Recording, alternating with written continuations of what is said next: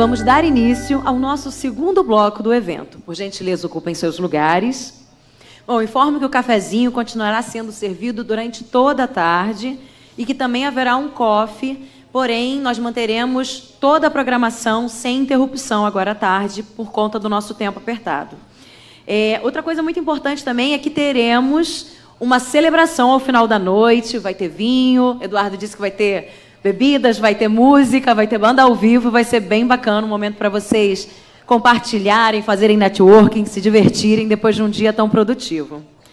Seguindo com a nossa programação, né, dados os recados, seguiremos com o painel Os Cuidados com a Mente e Workload dos Profissionais de TECS.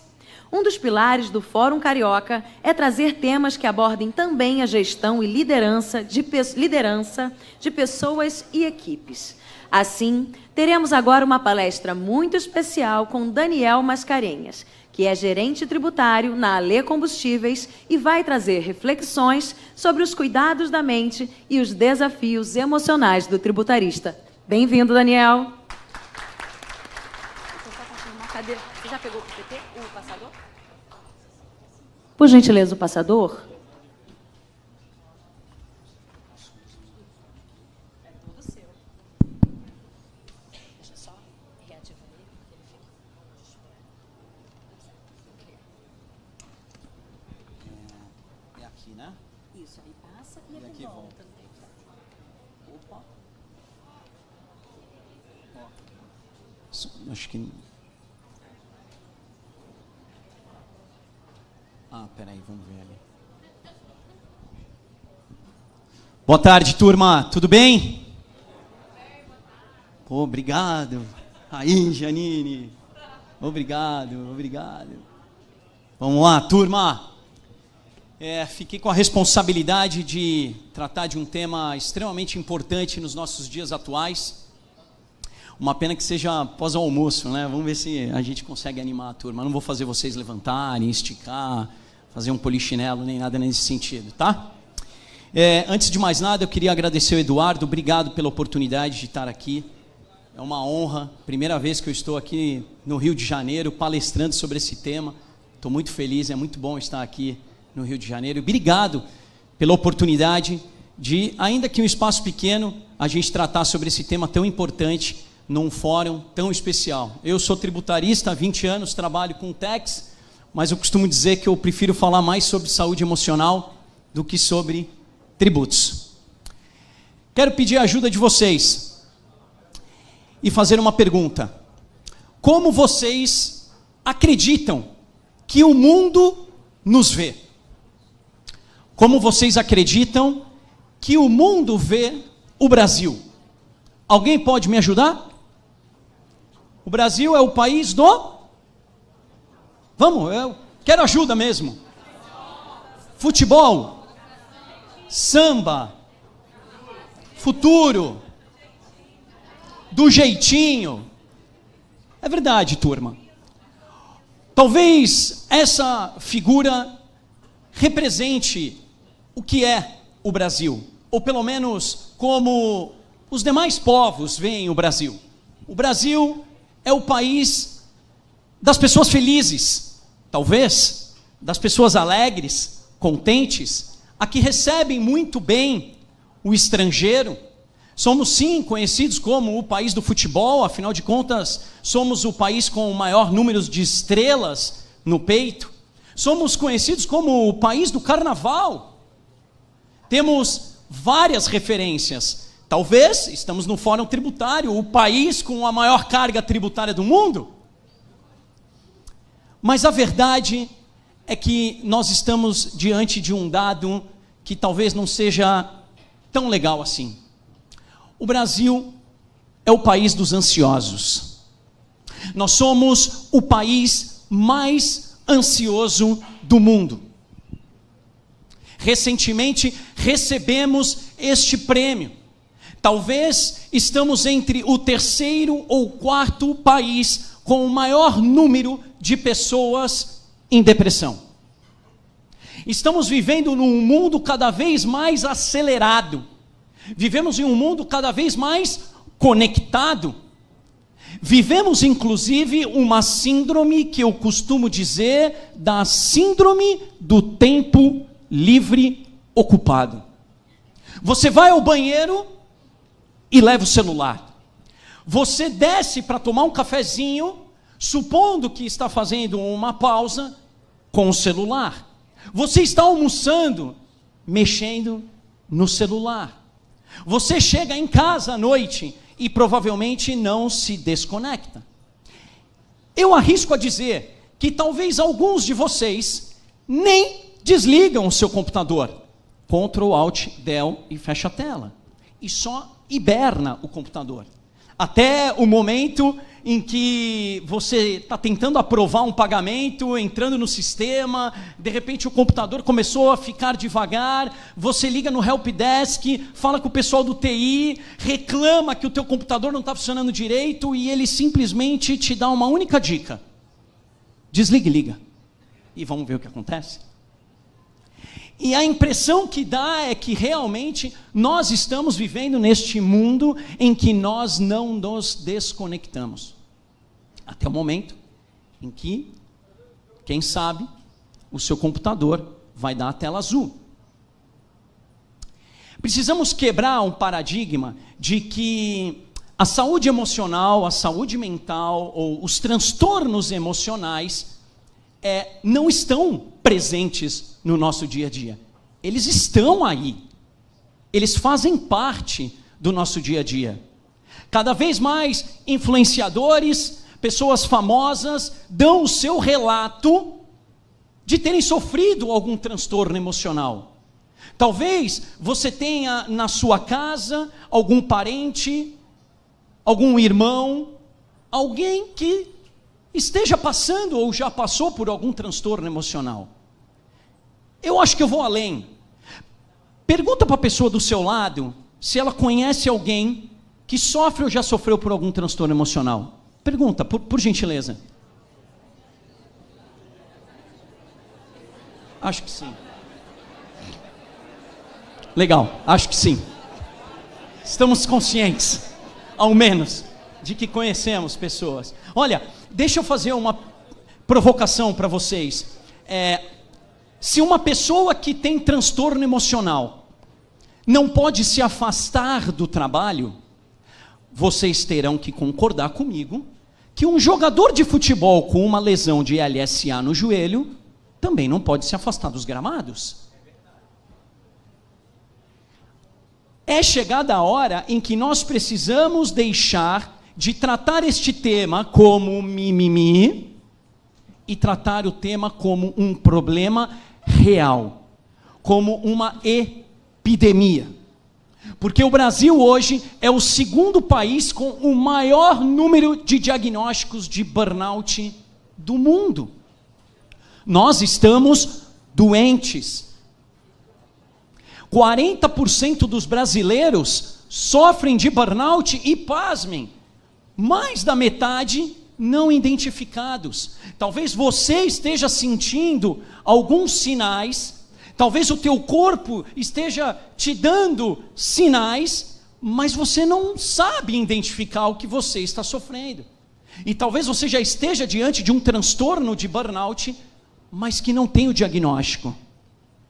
E nós precisamos trazer este tema à conscientização, não apenas para as nossas companhias, para as nossas empresas, para os nossos líderes, ou para nós líderes, olhando para o nosso time, mas eu preciso olhar para mim. Eu preciso olhar para quem eu sou, como eu estou, quem sou eu, como eu estou vivendo. O Brasil enfrenta uma epidemia de burnout, porque o número de afastamento por exaustão profissional pelo INSS cresceu quase 1000% em uma década. Mas se esses dados ainda não é suficiente para te chamar a atenção, a conscientização do tema, talvez as perdas de 400 bilhões de reais por ano talvez possa trazer a conscientização. Porque quando mexe no bolso, então passa a chamar a atenção. Olha, é muito interessante, porque, veja, em 1970, o Brasil ganhou o tricampeonato mundial. Estamos à espera do Hexa, né?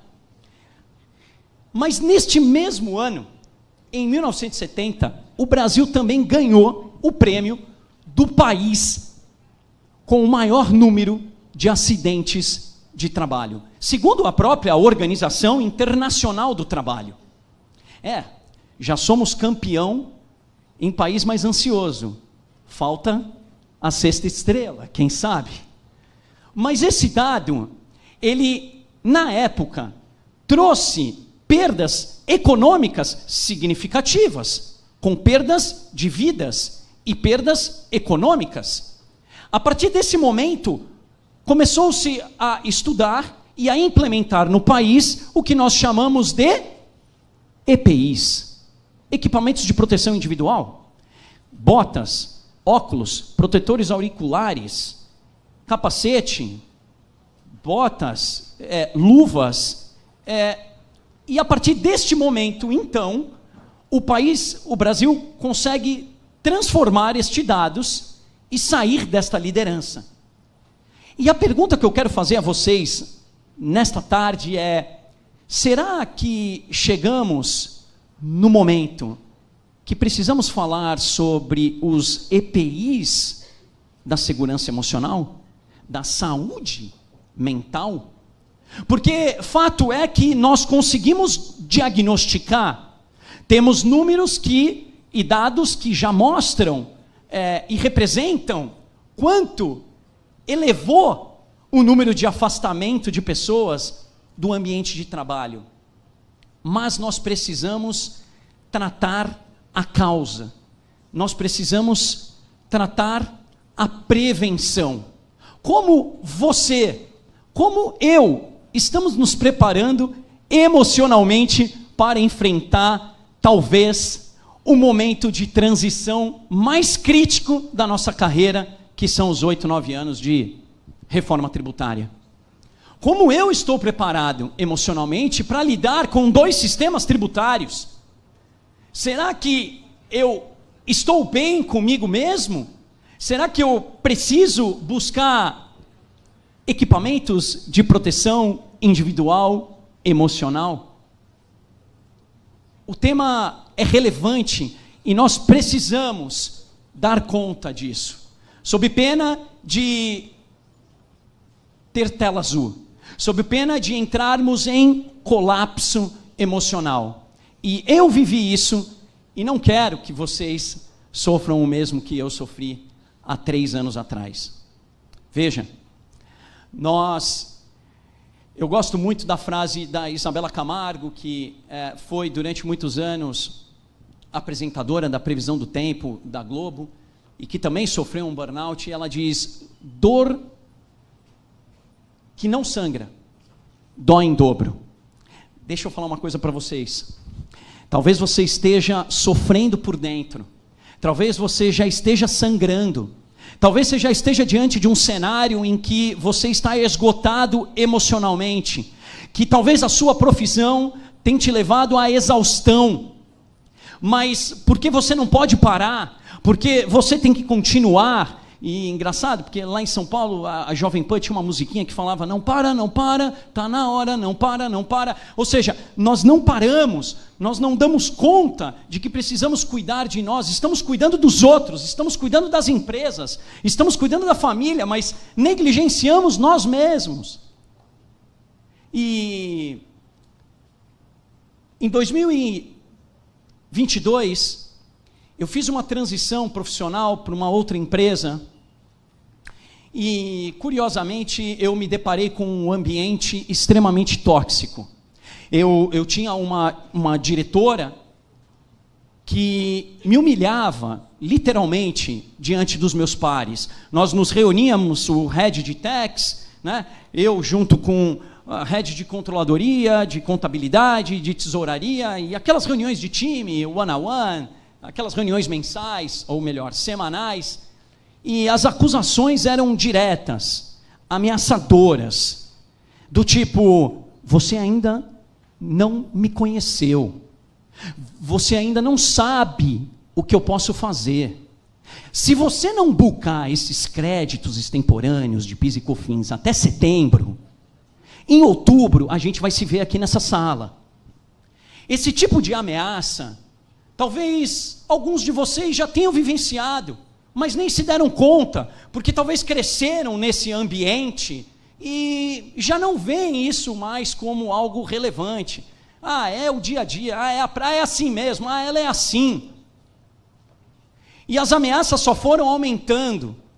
E para ajudar, a minha esposa ainda estava diante de um diagnóstico de uma doença autoimune, na qual ela sangrava muito, perdeu peso. Minha filha era recém-nascida, com apenas 3, 4 meses, e eu morava em Santos. E quem mora em praia sabe bem como é a sua qualidade de vida. Eu fazia o meu surf antes de ir para o trabalho, eu tinha a minha corrida no final de tarde na praia, e eu tive que voltar a trabalhar em São Paulo, subir a serra, pegar 2 horas de trânsito para ir, 2 horas para voltar. E quando eu me dei conta, eu estava diante de um ambiente de trabalho extremamente exaustivo, tóxico.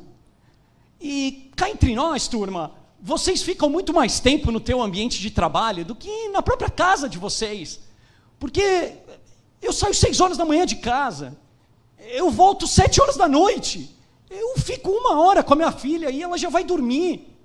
Então, o ambiente de trabalho, aquele paradigma de que, olha, você não pode misturar o pessoal com o profissional, desculpa, é balela. Porque a tua vida pessoal, ela meio que se confunde com a tua vida profissional. Quando você menos vê, você está no sábado ou no domingo, no almoço de família, falando com o teu cunhado do CBS, do IBS e de como vai ser a carga tributária a partir de 2027. Faz parte da tua vida, mas eu me via indo ao trabalho chorando. E eu voltava, descendo aquela serra para Santos, chorando ainda mais do que aquilo que eu chorava de manhã. E eu chegava em casa à noite, eu olhava para minha esposa e dizia, eu não aguento mais, eu vou morrer, porque a minha visão ficava turva, eu sentia dores abdominais, eu tinha sudorese, as minhas pernas tremiam, a palpitação do coração vinha, o formigamento no ombro descendo por braço, mas no dia a dia, eu estava alegre, eu abria o sorriso, mesmo diante das provocações da minha gestora, eu abria o sorriso, eu continuava insistindo, eu seguia trabalhando. Talvez teria sido melhor que eu tivesse desmaiado diante dela, porque talvez ela teria dado conta de que eu estava passando por uma dificuldade emocional. Dor que não sangra, dói em dobro, porque você sofre a sua dor e você ainda sofre a dor das pessoas que não conseguem entender o que você está sentindo, porque ainda tem a ideia de que isso é mimimi, de que isso é irrelevante. Não, vai na terapia, não, toma um remedinho, não, o que você está precisando é tirar umas férias. Mas quando eu tirava as férias e eu voltava delas, era como se eu não tivesse saído. Eu não queria voltar para aquelas férias. E aí eu comecei a perceber que a exigência por auto-performance está transformando a produtividade em autodestruição. Porque o que você mais escuta hoje é equipes high performance, equipes de alta performance, de alta entrega. Temos que entregar, temos que fazer, temos que dar mais com menos.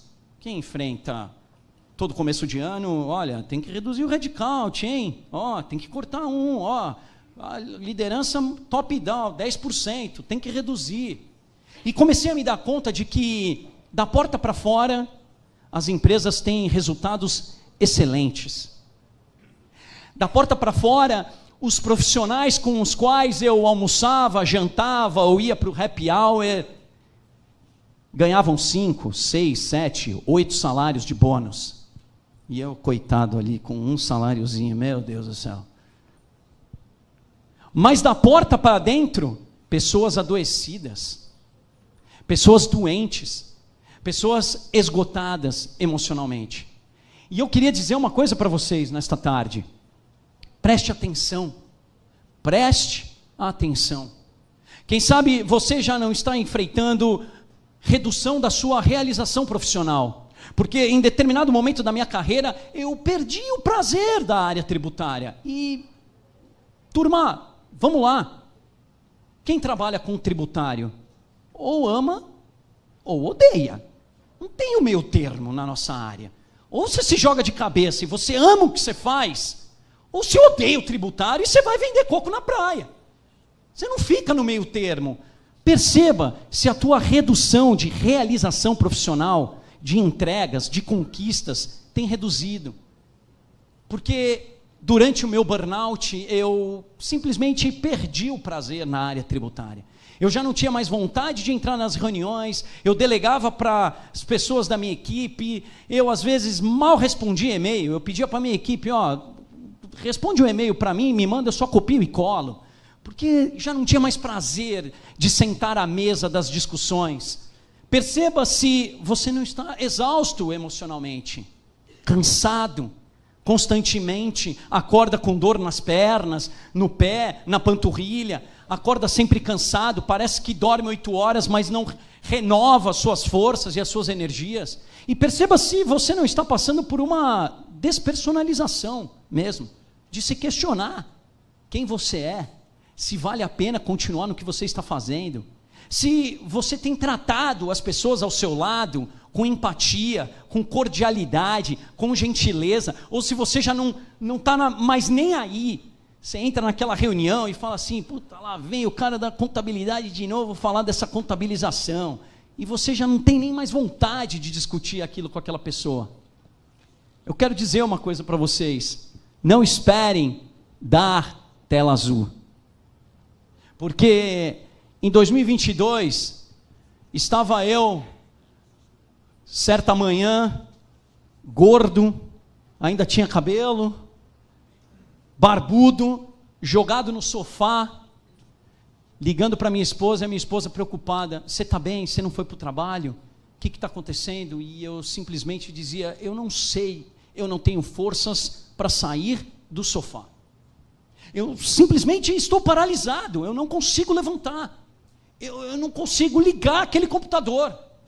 Eu estou paralisado, literalmente. E aí, foi preciso quebrar, para finalmente eu aprender a parar. E isso a gente não sabe fazer. A gente não sabe fazer. Como eu mencionei anteriormente, nós vivemos a síndrome do tempo livre ocupado. Eu ia fazer a pergunta, mas acho que vou deixar o pessoal constrangido. Posso fazer? Você vai fazer o número 2 e você leva o celular, não leva? Fala para mim aqui, vamos ser bem sinceros. Você vai tomar banho, você leva até o celular, cara. Você está tomando banho e ouvindo alguma coisa. Você entra no carro e você precisa botar música, você precisa botar um podcast, você precisa botar alguma coisa, você precisa de barulho, e na verdade o que a gente precisa é de silêncio. Porque de barulho nós já estamos cheios. E eu só vou encontrar equilíbrio emocional na minha vida se eu souber fazer pausas estratégicas. Eu precisei quebrar, eu precisei parar, e eu tirei 11 meses de um ano sabático, para cuidar da minha esposa doente, para cuidar da minha filha pequena, e para cuidar de mim. Tá certo, desengavetei alguns projetos pessoais, escrevi o meu primeiro livro, no qual eu trato sobre esse tema, concluí meu mestrado, mas me recuperei, e voltei para o corporativo. Aqui estou, Head of Tax, da Ali Combustíveis, ainda mais agora nessa crise de combustível. Imagina como é que está lá.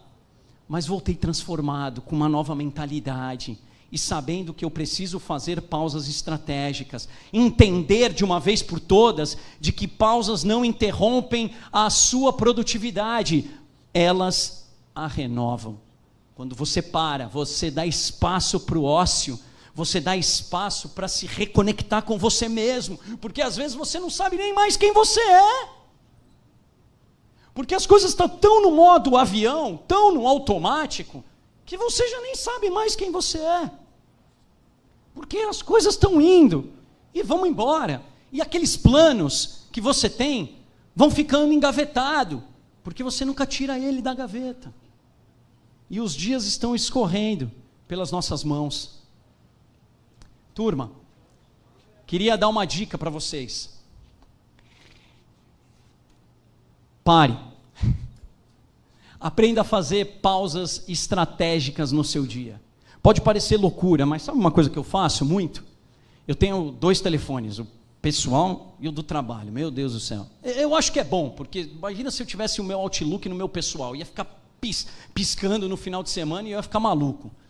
Mas em determinado momento do dia eu deixo os 2 aparelhos celulares em cima da mesa e eu simplesmente desço do prédio e, acreditem, eu dou 3 voltas no quarteirão do prédio, sem celular, com os meus óculos escuros, e eu caminho e eu respiro. E eu olho para os lados e eu descubro um restaurante italiano que eu nunca tinha visto, porque afinal de contas a gente está no automático e almoça sempre no mesmo lugar e não muda nem de lugar e não presta atenção ao nosso redor. Recentemente descobri uma loja de equipamentos de surf que eu nem sabia que tinha no meu bairro, e eu pauso, eu paro. E esse é só um exemplo, mas eu preciso aprender a fazer essas pausas estratégicas para me renovar. Primeira coisa que eu faço, sempre que eu estou diante de uma situação complicada, para aquele e-mail que você tem vontade de responder, imediatamente, eu paro, leio ele de novo, faço uma pausa. Em seguida, eu avalio, mas eu também avalio os meus pensamentos. Eu também aceito aquilo que eu estou pensando, aquilo que eu estou sentindo. Eu sinto o meu corpo, eu sinto as reações do meu corpo. Se meu coração acelerou, vamos lá, vocês acham que eu não sinto mais estresse, ansiedade, pânico, medo? Eu estava aqui de manhã e entrou um e-mail lá do pessoal de Londres e já comecei, puta, caramba, estou aqui no evento, tenho que responder, tenho que abrir o computador e tal. Mas eu preciso avaliar os meus sentimentos. Calma, respira, Daniel, você está fora, você está num evento, você avisou, responde que você vai responder até amanhã, e está tudo certo, calma, está lá. Senão eu estava aqui até agora, palestrando aqui com vocês, pensando no e-mail, preciso responder. Terceiro, reformule e recalcule os seus pensamentos, as suas ações. Pense de modo diferente, siga caminhos diferentes. Sabe aquele caminho da roça? Pelo menos, não sei se aqui no Rio fala, mas em São Paulo fala muito isso. O caminho da roça para ir para o trabalho. É aquele mesmo caminho, aquela mesma avenida, aquele mesmo viaduto. Prove fazer um caminho diferente. Prove falar de maneira diferente com as pessoas à sua volta. Prove escrever o e-mail de maneira diferente. Prove você ter a atitude primeiro de transformação. E na sequência, escolha os seus pensamentos, escolha as suas ações e enfrente ela novamente.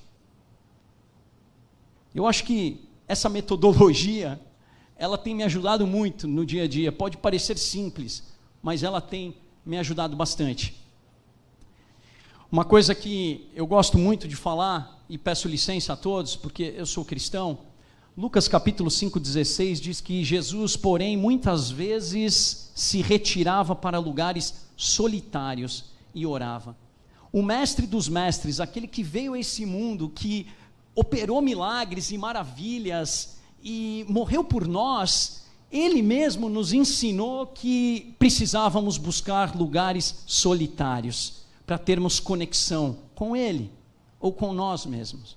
Veja, solidão é diferente de solitude. Em determinados momentos da nossa caminhada, da nossa vida, eu preciso encontrar esses momentos sozinho, longe do barulho, longe da agitação, longe das muitas vozes, muita gente dando palpite, muita opinião sobre a tua vida, e você não consegue escutar nem a sua própria voz, nem a sua própria alma, nem o seu próprio coração. Então, o mestre nos ensinou que nós devemos buscar lugares solitários. Por fim, encerrando, porque me deram 30 minutos, depois cortaram para 25, depois falou que era 20, mas se fizer em 15 melhor, mas eu preciso só dar algumas técnicas de controle emocional para vocês, e eu encerro, prometo. Poderiam me ajudar? Quantos já viram essa fotografia em algum lugar? Legal, legal, legal. Essa fotografia nos traz a reflexão para algumas coisas muito interessantes. Percebam um cachorro pulando para pegar uma ave. Talvez a ave está provocando ele, ou talvez ele pensou que seja uma alimentação, mas não se deu conta de que ele está diante de um precipício. E muitas das vezes nós nos colocamos em situações emocionais exatamente como essas. O que eu consigo tirar de lição dessa figura? Primeiro, às vezes, a melhor resposta diante de uma provocação é não lutar. O pessoal da contabilidade me provoca bastante. Ai, se provoca. Ai, meu Deus do céu. Não, porque o CPC diz que você já sabia da provisão no dia 31, então tem que contabilizar no dia 31. Não, tudo bem, mas o advogado está só dizendo que no relatório do mês que vem ele vai mudar o prognóstico. É só no mês. Não, mas já tem o e-mail, já. Tudo bem.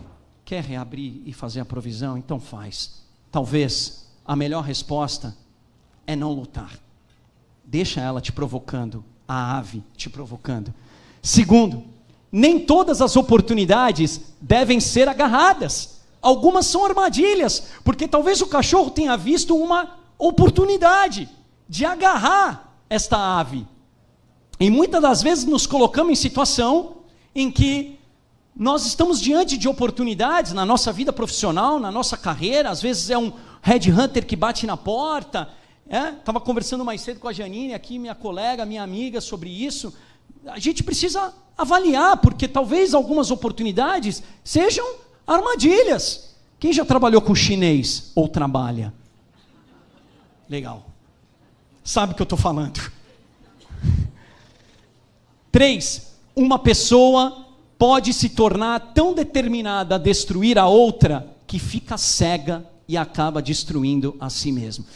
Eu vou provar que eu estou certo, eu vou mostrar o regulamento, eu vou abrir o ajuste CINEF, eu vou mostrar que eu estou certo.